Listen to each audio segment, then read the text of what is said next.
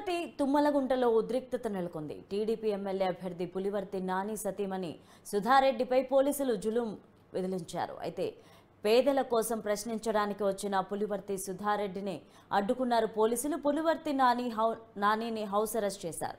ఆ క్రమంలో ఉన్న మఠం భూములను స్వాధీనం కోసం ఎమ్మెల్యే ప్రయత్నాలు చేస్తున్నారని వందల మంది పోలీసులు మోహరించారు. పదుల సంఖ్యలో జేసీబీలతో కట్టడాలు తొలగించారు.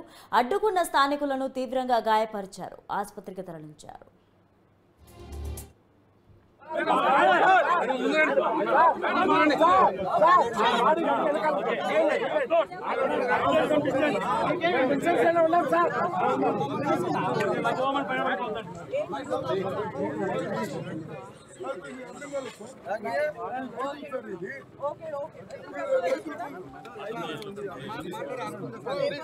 ఏం అధికారం ఉంటుంది?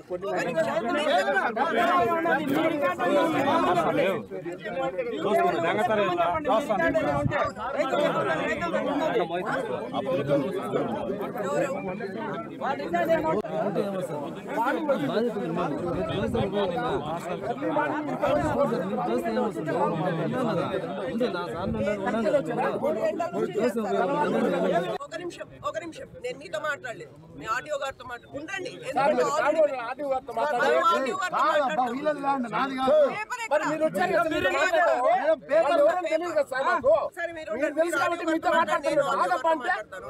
ఆడియో గారు మీరు చెప్పండి, ఏంది ఇక్కడ ఇష్యూ? ఇది ల్యాండ్ ప్రైవేట్ మఠంకి సంబంధించిన ల్యాండ్. దాంట్లో ఎంక్రోచ్మెంట్ జరుగుతోంది.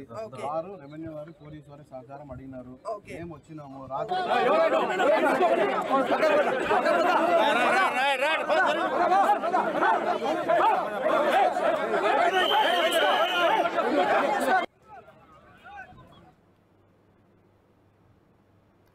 పులివర్తి నానిని హౌస్ అరెస్ట్ చేశారు పోలీసులు. ఇక ఈ ఘటనకు సంబంధించి మరింత సమాచారం మా ప్రతినిధి హరిబాబుని అడిగి తెలుసుకుందాం. హరిబాబు చెప్పండి. తుమ్మలగుంట గ్రామాన్ని ఆనుకొని ఉన్నటువంటి హతిరాంజీ మఠానికి చెందినటువంటి మఠం భూమిని కొంతమంది ఆక్రమించుకుని ఇల్లు నిర్మించుకోవడం జరిగింది. ఈ అంశానికి సంబంధించి ఇప్పటికే కోర్టుకు వెళ్లినటువంటి మఠం అధికారులు అక్కడ ఉన్నటువంటి స్థానికులు ఖాళీ చేయాల్సిందిగా కోర్టు నుంచి ఆదేశాలు తీసుకురావడం జరిగింది. అయితే గత పలుమార్లు ఈ అంశానికి సంబంధించి రాజకీయ నాయకులు జోక్యం జరగడంతో మఠం అధికారులు వెనక్కి తిరిగి వెళ్లిపోయే పరిస్థితులు తాజాగా సుప్రీంకోర్టు ఇచ్చిన ఆదేశాలు ఇచ్చిన నేపథ్యంలో పోలీస్ అధికారులతో మఠం అధికారులు అక్కడికి చేరుకుని ఎవరైతే కొత్తగా పేదలు ఇల్లు ఆక్రమణ కోసం స్థలాలు నిర్మించుకున్నారో ఆ స్థలాలను ఆక్రమణలన్నింటినీ తొలగించడానికి పోలీసులు రెవెన్యూ అధికారులు జేసీబీలతో కూర్చోవడం జరిగింది. సమాచారం తెలుసుకున్నట్టు వెంటనే పులివర్తి నాని తెలుగుదేశం పార్టీ ఇన్ఛార్జ్ పులివర్తి నాని సతీమణి సుధారెడ్డి ఇద్దరు అక్కడికి చేరుకుని అధికారులతో ప్రశ్నించి ఆ ఆక్రమణ ఆపాల్సిందిగా కోరడం జరిగింది. ఎందుకంటే ఎన్నికల సమయం రాజకీయాలకి అనేక సాధారణంగా కనిపిస్తున్న పరిస్థితుల్లో వాటిని ఆపాల్సిందిగా వాళ్ళు పోలీస్ అధికారులను రెవెన్యూ అధికారులను కోరారు. అయితే సుప్రీంకోర్టు ఆదేశాలు ఉన్న నేపథ్యంలోనే ఈ చర్యలు తాము ఏంటి చేయలేమని చెప్పి పోలీస్ అధికారులు చేశారు.